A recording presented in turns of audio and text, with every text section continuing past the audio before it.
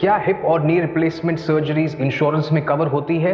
The answer is My name is Dr. Supreet Bajwa. I'm a hip and knee replacement consultant at Wockhardt Hospital, Mumbai Central. Hip और knee replacement बहुत ही commonly pursued surgical options हैं जो हमारी practice में हम day to day देखते हैं। ये दोनों सर्जरीज हर एक प्राइवेट हॉस्पिटल में इंश्योरेंस के अंडर कवर होती है। However, ये इंश्योरेंस प्लान्स हर एक पेशेंट के लिए पर्सनलाइज्ड होते हैं। आपको आपके इंश्योरेंस एजेंट से जनरली ये डिटेल्स सर्जरी के पहले पूछनी चाहिए। जनरली फॉर अ हिप और अ नी रिप्लेसमेंट सर्जरी आपका implant cost, surgical cost, surgeon fees और एनेस्थेटिस्ट फीस कवर्ड होती है। मोस्ट कॉमनली जो चीजें नहीं कवर्ड होती है वो होता है गॉज, ग्लव्स जैसे सिंगल यूज प्रोडक्ट्स।